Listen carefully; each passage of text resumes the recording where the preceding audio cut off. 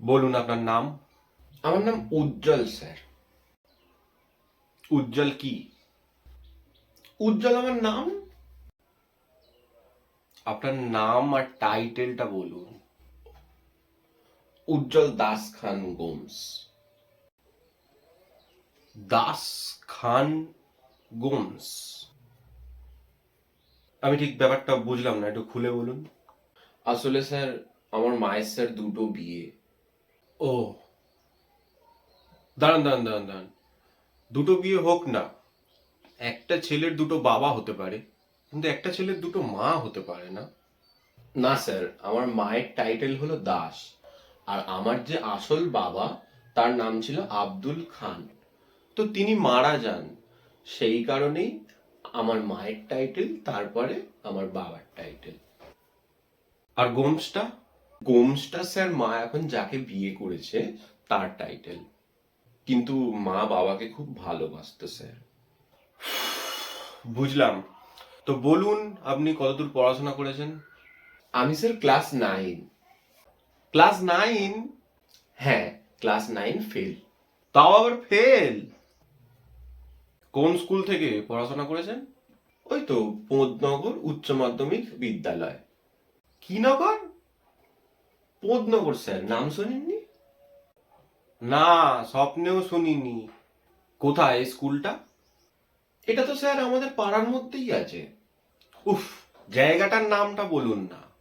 ও sir, বুঝতে পারিনি। জায়গাটার নাম হলো খাঁচপাড়া, আর পোস্ট অফিস হলো নিমকি ম্যাগি, আর থানা হলো ধনকামড়া। এই জায়গাগুলো কি পৃথিবীর মধ্যেই? হ্যাঁ স্যার, অবশ্যই পৃথিবীর মধ্যে। এটা কি বলছেন আপনি? আমি আর কি বলবো, আপনার সবকিছুই কেমন যেন হ্যাক হয়ে যাওয়া ব্যাপার স্যাপার। আপনার পারিবারিক অবস্থা কেমন? আমরা স্যার গরিব স্যার, সি ক্লাস গরিব। কি? বললাম সি ক্লাস গরিব আমরা। গরিবের আবার ভাগ আছে নাকি? অবশ্যই আছে স্যার, নিশ্চয়ই সবকিছুরই ভাগ আছে। কেমন ভাগ আমাকে একটুখানি বোঝান।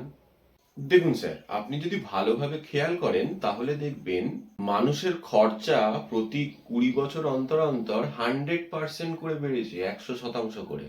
যেমন? মানে হলো 1940 সালে যেটা 2 টাকায় হয়ে যেত, সেটা 1960 সালে 20 টাকায় এসে দাঁড়িয়েছে। আবার 1960 সালে যেটা 20 টাকায় হয়ে যেত, সেটা 1980 সালে 200 টাকায় এসে দাঁড়িয়েছে। মানে স্যার আমি সংসার চালানোর কথা বলছি। আবার সেটা 2000 সালে গিয়ে 2000 টাকায় দাঁড়িয়েছে, আর 2020-তে এসে সেটা 20,000 টাকা হয়েছে। এটা 2024।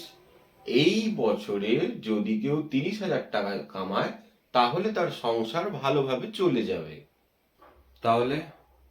তাহলে স্যার তারা হলো সি ক্লাস গরিব, কারণ তারা শুধু সংসারটুকু একটু ভালোভাবে চালাতে পারছে, আর আদার্স কিছু করতে পারছে না। মানে আপনি আপনার কথাটাই বলছেন আর কি? হ্যাঁ, আমি তো নিজেরটা দেখছি না, সেই ভেবেই তো বলছি। তো আপনার হিসাব অনুযায়ী এ ক্লাস গরিবদেরকে কত টাকা কামানো উচিত? এ ক্লাসদেরকে স্যার 90% কামাতে হবে, মানে 90,000 টাকা। আচ্ছা। এরপরে আসছে মধ্যবিত্ত। মধ্যবিত্ত হতে গেলে 180% কামাতে হবে, মানে প্রতি মাসে 1,80,000 টাকা। তাহলে এরা হবে সি ক্লাস মধ্যবিত্ত। কারেক্ট।